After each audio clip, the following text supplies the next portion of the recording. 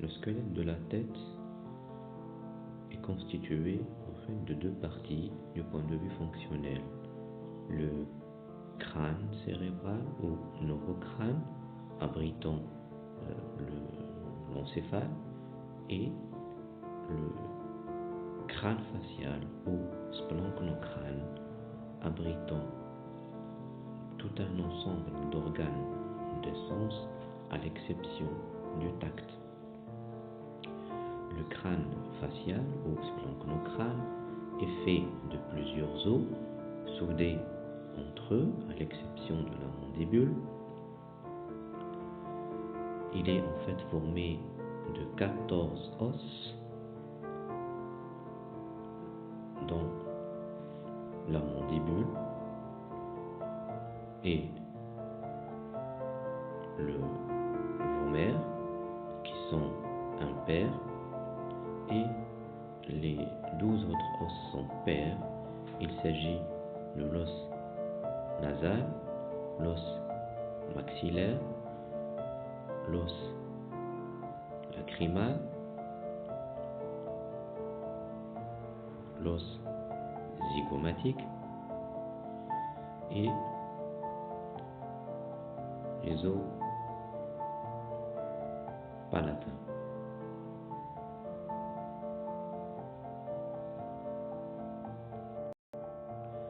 Le dernier os qui constitue le squelette de la face est représenté par le cornet nasal inférieur. Nous allons tout d'abord étudier le squelette de la face sur différentes vues. Nous allons commencer par la vue antérieure où on reconnaît au niveau du squelette de la tête tout d'abord l'os frontal qui s'articule avec les os de la face par plusieurs sutures. Tout d'abord la suture frontonasale, la suture fronto-maxillaire, puis fronto-lacrymale, puis fronto-ethmoïdale. L'os frontal s'articule aussi avec l'os zygomatique par la suture fronto-zygomatique. Au-dessous de l'os frontal, toujours sur la vue antérieure, on reconnaît les orbites qui abritent l'organe de la vision, l'œil, et qui est formé de plusieurs os de la face et du neurocrâne. Au-dessous, on reconnaît l'orifice piriforme délimité par les os nasaux et les deux os maxillaires. Au-dessous, la cavité buccale délimitée par les deux os maxillaires réunis l'un à l'autre par la suture intermaxillaire, et la cavité buccale est délimitée bien sûr avec les deux os maxillaires et la mandibule. Vue antérieure, on peut aussi remarquer l'existence de trois orifices: l'orifice supraorbitaire, l'orifice infraorbitaire et l'orifice mentonnier. Au niveau de l'orifice supraorbitaire passe le pédicule supraorbitaire. Au niveau de l'orifice infraorbitaire passe le pédicule infraorbitaire, et au niveau de l'orifice mentonnier chemine le pédicule mentonnier.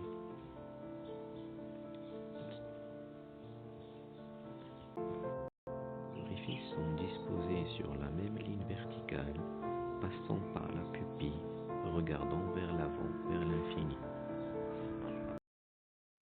En vue latérale, le squelette de la tête présente deux parties. La partie crânienne, large et ovoïde, et la partie faciale, plus petite et irrégulière. Au niveau de la partie crânienne, on distingue d'avant en arrière l'os frontal, l'os pariétal, quand il est séparé par la suture coronale, puis l'os occipital, séparé de l'os pariétal par la suture lambdoïde. On reconnaît aussi la grande aile du sphénoïde, puis l'écaille du temporal avec le processus mastoïdien tout à fait en arrière. Sur cette vue latérale, on voit aussi une suture qui a la forme d'un H et qui est délimitée par le frontal, le pariétal, la grande aile du sphénoïde et l'écaille du temporal. Il s'agit de la suture dite ptérion. Une autre suture est située entre le pariétal, l'occipital et le temporal. Elle a la forme d'une étoile. Il s'agit de la suture dite astérion. On peut justement tracer ces deux sutures, la suture en H en avant, c'est le ptérion, et la suture en étoile en arrière, c'est l'astérion.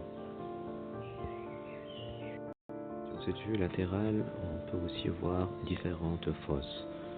Il s'agit tout d'abord de la fosse temporale, délimitée en avant par le processus zygomatique de l'os frontal, en bas par l'arcade zygomatique et en haut par la ligne temporale supérieure.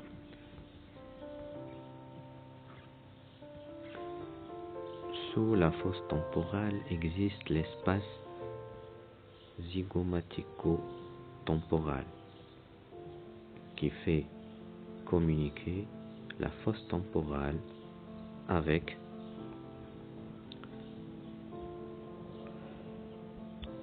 la fosse infratemporale à ce niveau. Vue latérale, l'os temporal présente plusieurs éléments à reconnaître.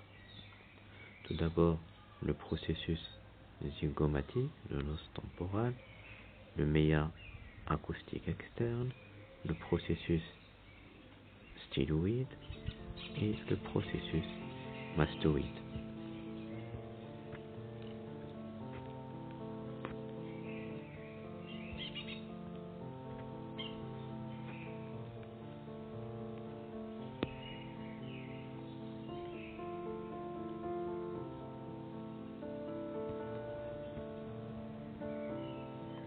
À l'étage facial, toujours c'est cette vue latérale, on peut voir aussi l'os malaire ou zygomatique, l'os maxillaire, ainsi que la mandibule, où on reconnaît le processus condylaire et la branche montante de la mandibule.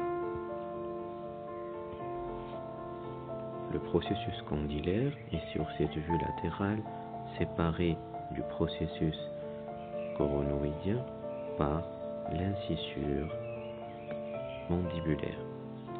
Toujours sur cette vue latérale, on peut voir le foramen mentonnier qui laisse passer le pédicule mentonnier. L'élément le plus en relief sur cette vue latérale est représenté par l'os zygomatique ou os malaire qui constitue de ce fait le pare-choc latéral du massif facial.